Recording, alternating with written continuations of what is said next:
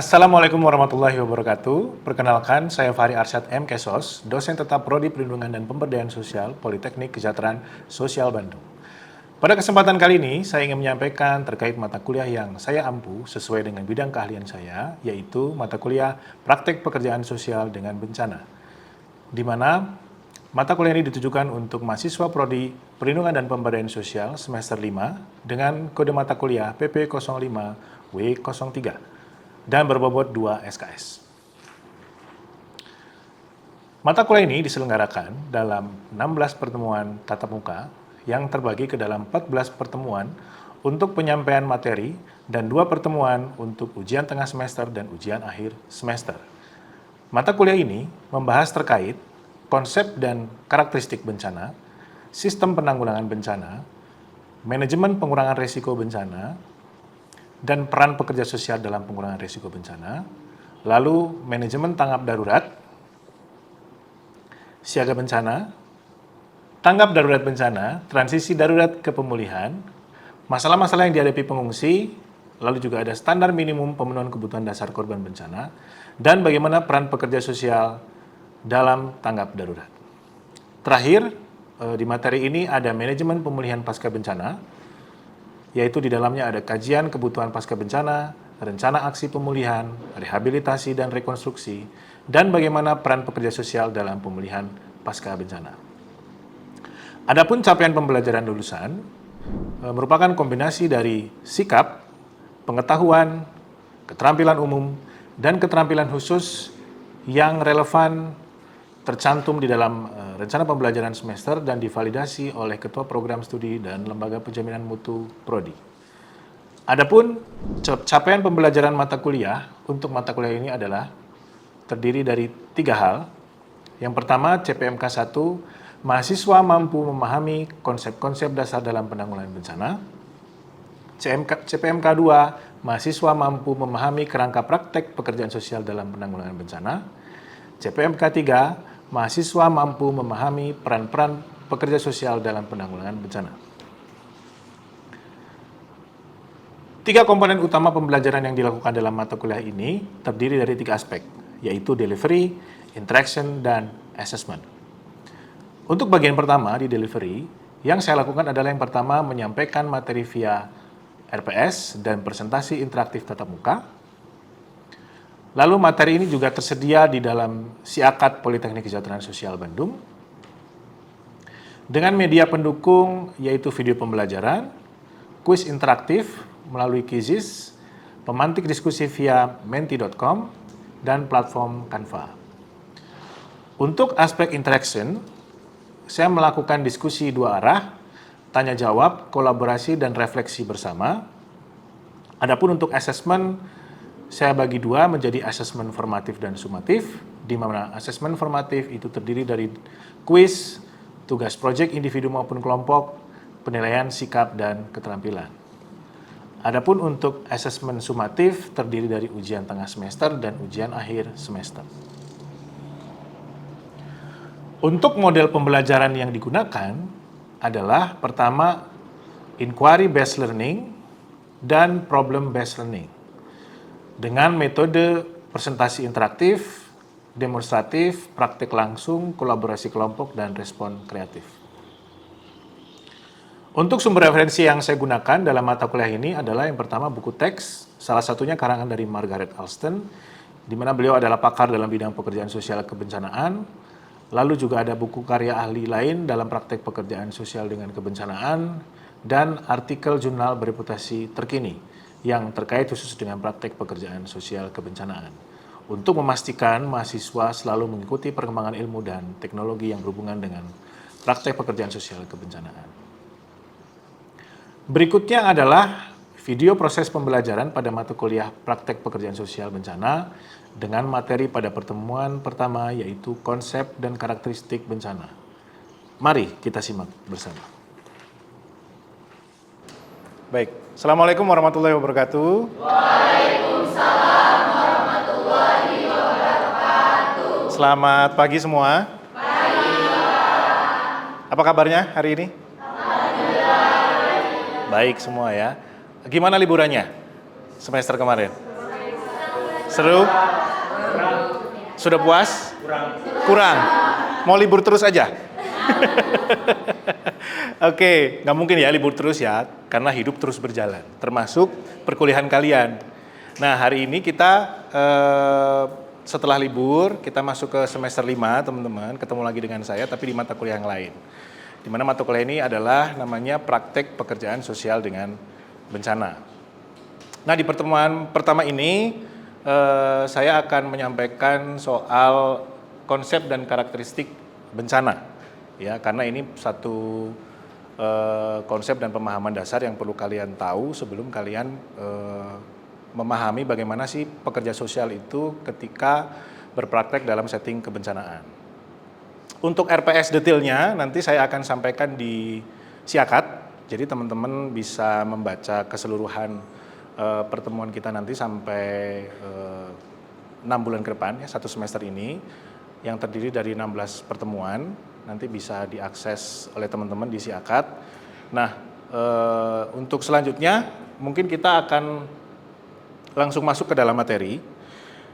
Siap ya? Siap. Oke, pertama saya ingin tahu dulu pemahaman bencana secara umum dari kalian. Ya mungkin teman-teman belum tahu persis bencana itu seperti apa sih sebenarnya, definisinya apa.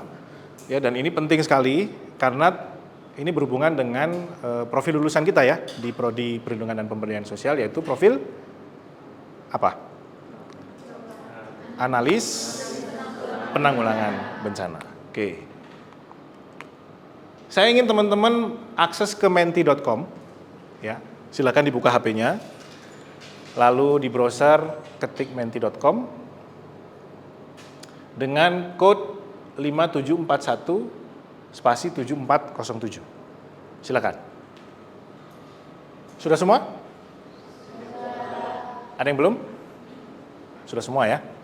Oke, kita lihat satu persatu. Ada yang menyampaikan bahwa bencana itu suatu kejadian yang dapat mengganggu kehidupan dan menyebabkan kerusakan lingkungan, ya mungkin ya maksudnya.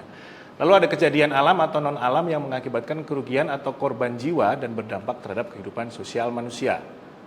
Lalu ada juga yang menyampaikan peristiwa atau serangkaian peristiwa yang mengancam kehidupan manusia. Lalu ada yang menyampaikan bahwa bencana adalah rangkaian peristiwa yang mengancam atau mengganggu kehidupan masyarakat. Lalu ada suatu peristiwa yang mengancam kehidupan makhluk hidup dan lingkungan. Bagus-bagus sekali jawabannya ya. Sudah ada pemahaman yang secara umum cukup baik.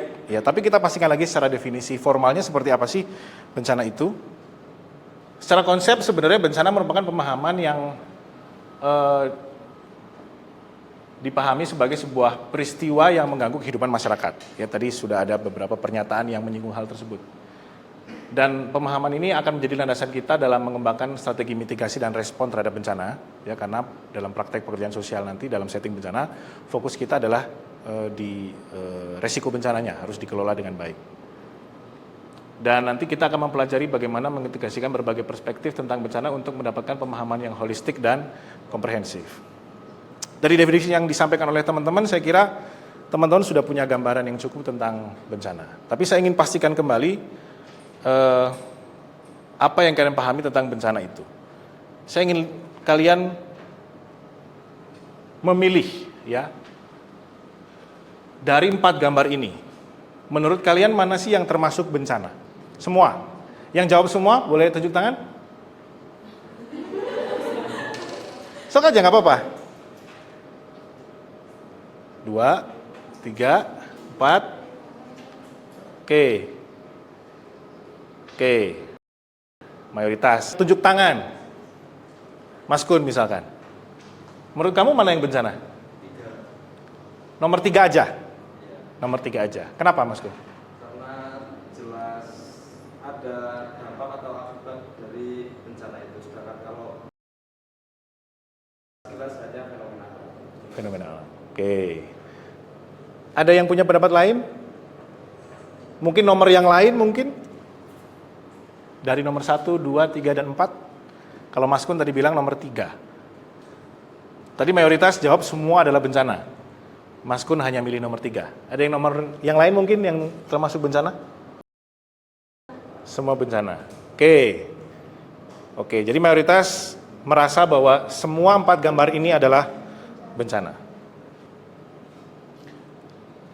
Sekarang kita lihat definisi formalnya, ya, karena kita ada di Indonesia, saya akan merujuk ke regulasi yang ada di Indonesia tentang bencana itu apa. Jadi ini saya ambil dari Undang-Undang Nomor 24 Tahun 2007.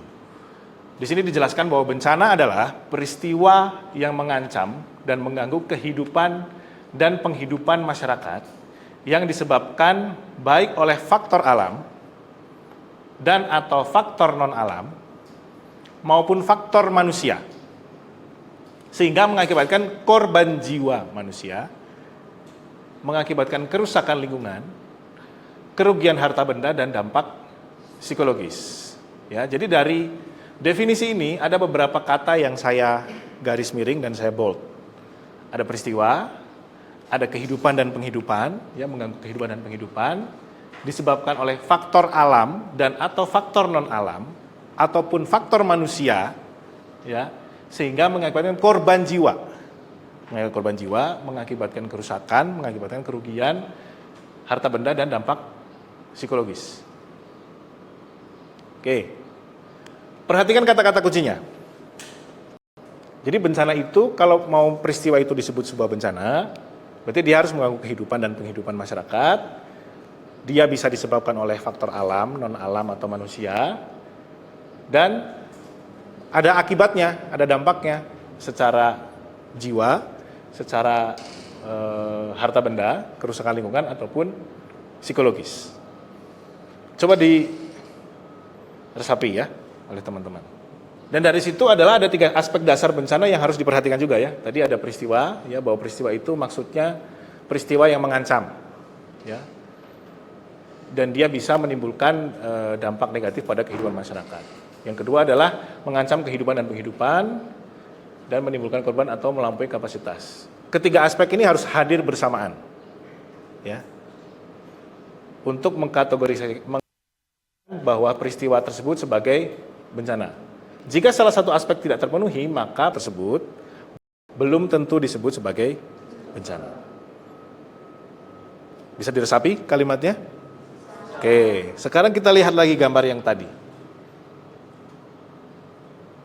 Mana yang menurut kalian bencana?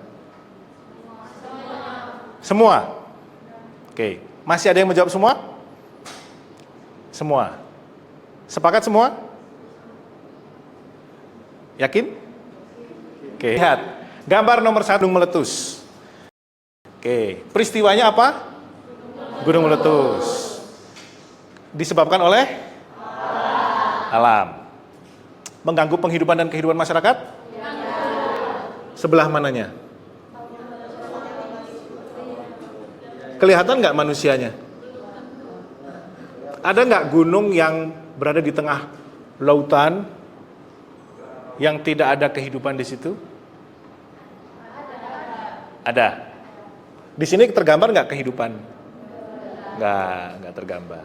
Kira-kira kalau nggak ada kehidupan bisa mengakibatkan korban jiwa nggak? Ini kita literally lihat gambar ya, bukan lihat spesifik bahwa di gunung itu pasti ada kehidupan Pak gitu. Tapi dari gambar yang tercermin di sini nggak ada. Berarti gunung meletus itu di gambar 1 belum tentu bencana. Nomor 2, bencana nggak? Bencana. Ada manusia di situ? Ada kerusakan, kehilangan harta benda nggak di situ? Nggak. Jadi termasuk bencana nggak kira-kira? Ya, belum tentu bencana. Kalau nomor 3, pasti bencana. Ya kan kerjanya itu ganggu aktivitasnya, terganggu kehidupannya, terganggu penghidupannya.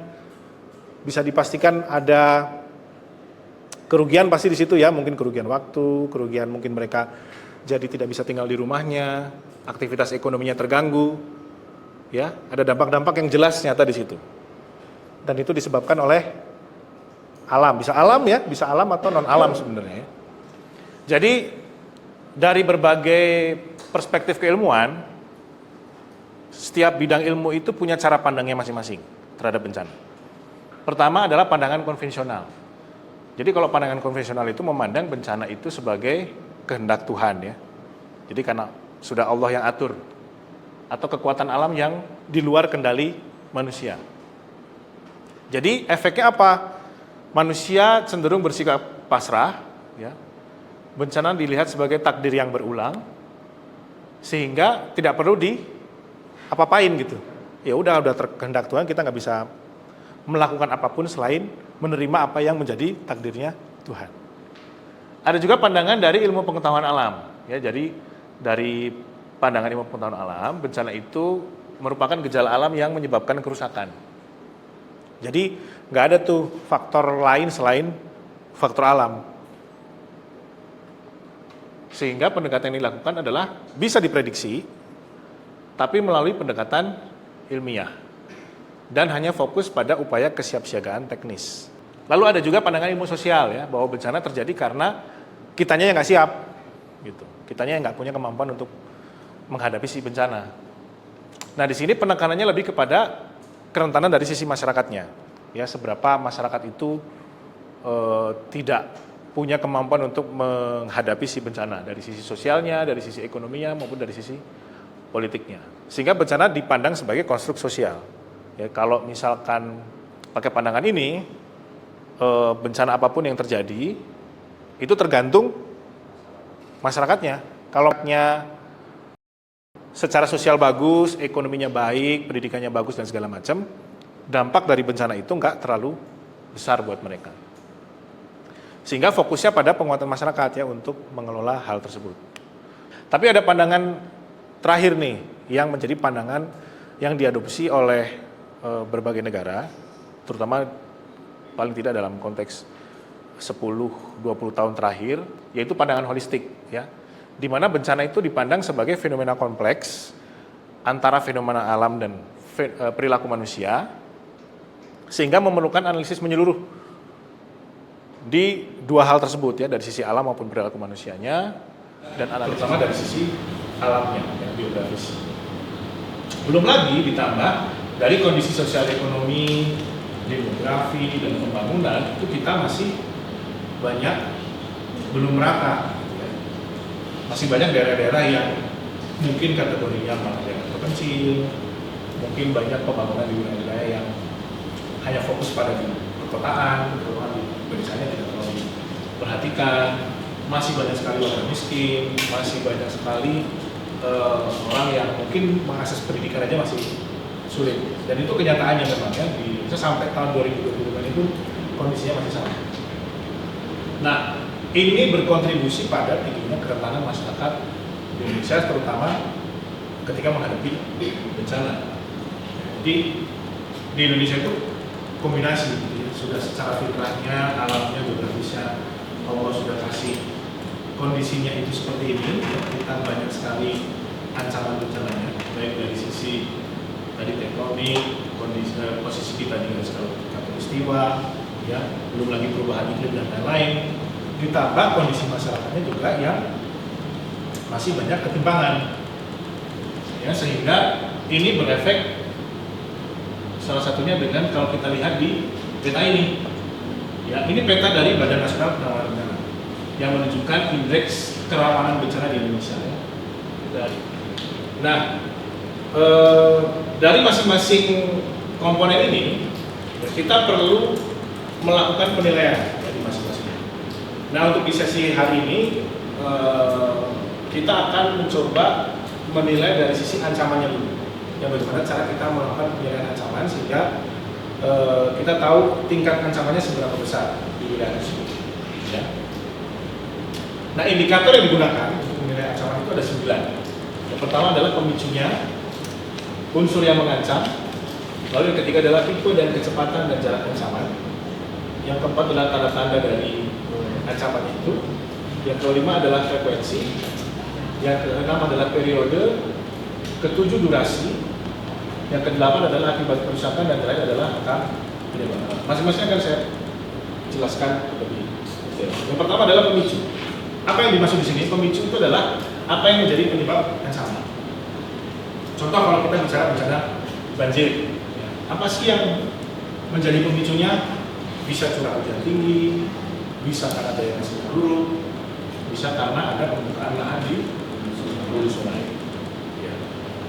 Unsur yang mengancam. Apa maksud unsur yang mengancam di sini? Unsur yang mengancam adalah bagian dari ancaman yang membahayakan manusia, hewan ternak atau harta benda. Contoh tadi dikatakan dari banjir ya. Unsur yang mengancam dari banjir itu apa? Oh, banjirnya masuk ke dalam banjir bandang. Sehingga unsur yang mengancam di situ adalah arus airnya deras. Ya. Karena arus airnya deras, dia bawa material yang berbahaya. Ya, misalnya kayu, lumpur, batu, ataupun unsur-unsur yang lain. Atau kontaminasi air, kan misalkan banjirnya terjadi di wilayah yang sebenarnya di situ banyak limbah pabrik mungkin atau apa. Kalau misalkan ada banjir di situ, airnya air yang berbahaya. Kalau misalkan itu sampai kepada manusia. Jadi ini teman-teman nanti yang dilakukan ya ketika misalkan kalian melakukan kajian karakteristik ancaman. Bagaimana modifikasi di bagian keretanan atau kapasitas itu kita lakukan di pertemuan kedua. Nah, untuk memperkuat ya pemahaman teman-teman, terutama dalam melakukan kajian karakteristik ancaman di suatu wilayah, saya ingin kalian berlatih dulu membuat matriks seperti tadi. Ya. Lalu kalian coba browsing di wilayah manapun yang di Indonesia yang punya ancaman bencana tertentu, jadi tidak harus banjir ya. Mungkin kalian ambil di desa tertentu yang ancamannya itu gunung meletus, atau di desa yang lain misalkan kalian menemukan ada ancaman gempa bumi misalkan atau longsor, lalu kalian mengaplikasikannya melalui matriksnya ya, dari informasi yang kalian dapat di internet. Lalu kita akan presentasikan dan ini mungkin kita kerja kelompok dulu ya. Kita ada berapa orang? Masih 20 berarti kita bagi ke 5 kelompok. Ini sudah saya sediakan kertasnya. Lalu kalian ambil satu contoh kasus di internet bebas ya, nanti satu kelompok ada 4 orang. Mau berikut 1, 2, 3, 4 jadi kelompok 1 yang dapat nomor 1 jadi kelompok 1, nomor 2 jadi kelompok 1. Oke, mulai dari 1, 2, 3 lagi ya. 4, 2, 3, 4, 1, 2, 3, 4, 2, 3. Oke, silakan ya nomor 1 bergabung dengan nomor 1 yang lain jadi satu kelompok dan seterusnya.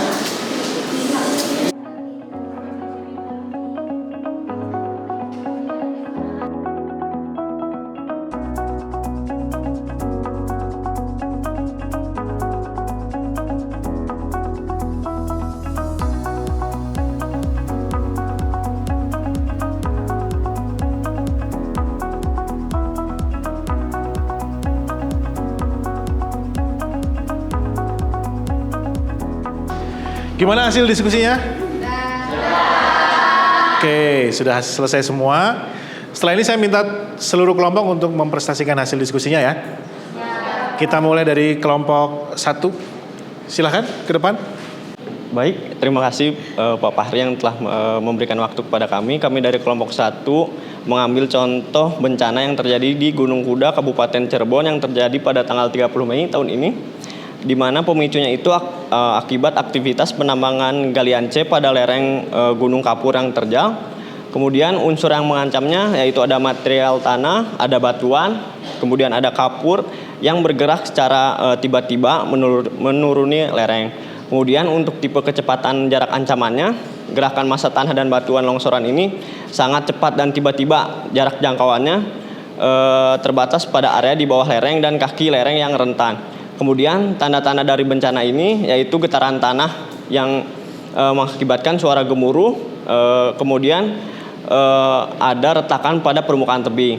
Kemudian untuk frekuensi periode dan durasinya itu bersifat insidental atau dapat terjadi kapan saja selama aktivitas penambangan berlangsung. Kemudian kerusakannya itu sebanyak 21 korban jiwa meninggal. Hingga saat ini masih ada 4 korban yang belum ditemukan dan dinyatakan meninggal oleh tim penyelamat. Kemudian kerusakan alat berat dan sarana prasarana penambangan. Nah, akar penyebabnya itu akibat aktivitas penambangan liar yang terjadi di Kabupaten Cirebon. Mungkin cukup sekian yang dapat kami sampaikan dari kelompok 1. Kurang lebihnya mohon maaf. Terima kasih. Sekian, Pak. Baik, kita kasih tepuk tangan. Kelompok 1 mengambil contoh bencana longsor yang baru terjadi ya di Kabupaten Cirebon di Gunung Kuda. Oke, terima kasih. Baik, selamat siang teman-teman. Di sini kami dari kelompok 4 yang akan mempresentasikan hasil kajian karakteristik bencana Gunung Merapi yang berada di Yogyakarta. Yang pertama itu pemicunya aktivitas vulkanik tinggi yang dimana magma naik ke permukaan. Lalu yang kedua unsur yang mengancam itu awan panas, lava pijar, hujan abu, dan material vulkanik lainnya. Lalu tipe kecepatan, jarak ancaman, itu kecepatan dan luas awan panas bergerak cepat sejauh beberapa kilometer dari puncak gunung. Yang keempat, tanda-tandanya meliputi dari putaran gempa kecil, suara gemuruh, peningkatan suhu kawah, hewan turun gunung. Lalu frekuensi, periode dan durasinya itu terjadi beberapa tahun sekali dengan letusan besar terakhir pada tahun 2010. Durasi bervariasi dari beberapa hari hingga beberapa minggu. Lalu kerusakan atau elemen yang dirusak dan jenis kerusakannya itu rumah hancur, lahan rusak, tanaman mati, korban jiwa, gangguan pernapasan akibat abu, lalu pengungsian massal. Yang terakhir akar penyebabnya aktivitas geologis alamiah serta pemukiman yang terlalu dekat dengan zona merah. Mungkin sekian presentasi dari kelompok 4, kurang lebihnya mohon maaf. Terima kasih.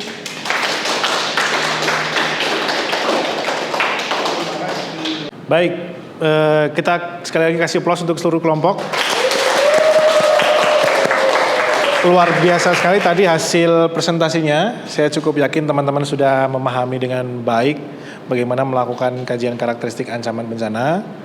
Dan di pertemuan berikutnya nanti kita akan bahas lebih lanjut soal bagaimana kita melakukan penilaian terhadap kerentanan, dan terakhir adalah kapasitas. Sehingga kita di bagian pertama dalam memahami konsep dan karakteristik bencana itu bisa komprehensif dan utuh. Oleh karena itu selanjutnya saya akan akhiri sesi ini. Sekali lagi terima kasih untuk perhatian teman-teman semua.